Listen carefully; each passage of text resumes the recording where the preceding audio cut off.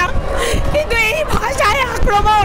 মিছিল শান্তিপূর্ণ ছিল, কিন্তু মুখ্যমন্ত্রী এই বেহায়া পুলিশ এসে সবাইকে মেরে পা ভেঙে দিয়েছে, দেখতেই পাচ্ছেন। ধৈর্য এবং সংযমের চূড়ান্ত পরীক্ষা দিয়েছে পুলিশ। প্রথম থেকে আমরা শান্তিপূর্ণ মিছিল করছি, এত এনারা জোরপূর্বক পাশাপাশি অত্যাচার করছে।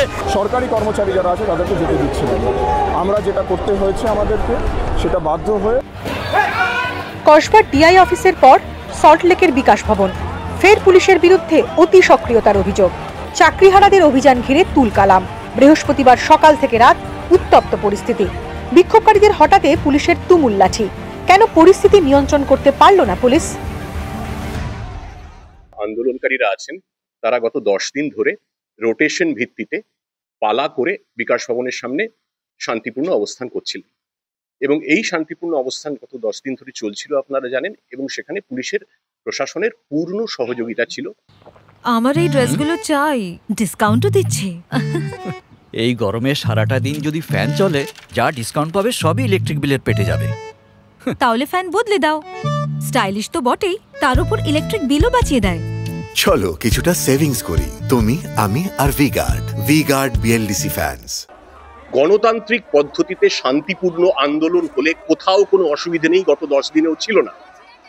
সেই অধিকার সকলের আছে, কিন্তু সেই অধিকার প্রয়োগ করতে গিয়ে যদি সরকারি অফিসের গেট ভেঙে ফেলা হয়, সরকারি সম্পত্তি ভাঙচুর করা হয়, 7 ঘন্টা ধরে, আই রিপিট 7 ঘন্টা ধরে পুলিশের হাজার অনুনয় বিনয়ে কর্ণপাত না করে অবস্থান চালিয়ে যাওয়া হয়, এবং মানুষকে বিনা দোষে 500-600 মানুষকে, অসুস্থ মানুষকে বাড়ি ফিরবেন তারা, তাহলে যদি আটকে রাখা হয় এভাবে, তাহলে সেই আন্দোলন গণতান্ত্রিকও থাকে না, শান্তিপূর্ণ থাকে।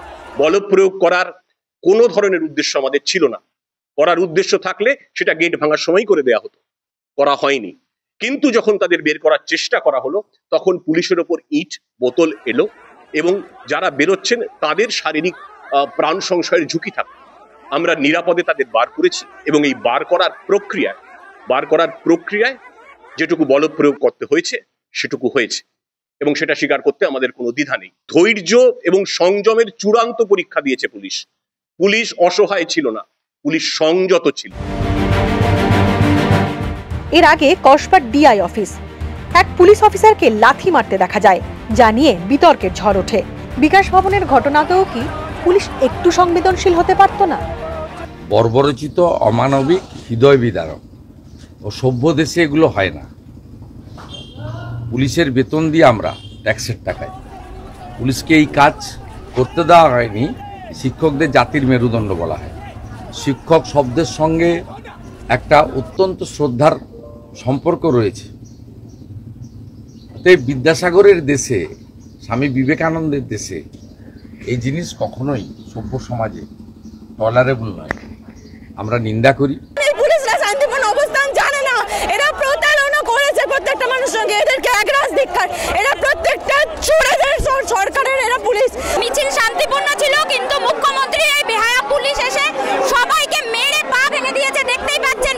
পা, মাথা কোথায় না লাঠিচার্জ করছে, মানে এমন ভাবে মারছে যে নির্মম অত্যাচার চালাচ্ছে আমাদের ওপর, নির্মম অত্যাচার চালাচ্ছে। আমি তোদের কারো দেখতে পাচ্ছি না বন্ধু, তাড়াতাড়ি নিয়ে যাও।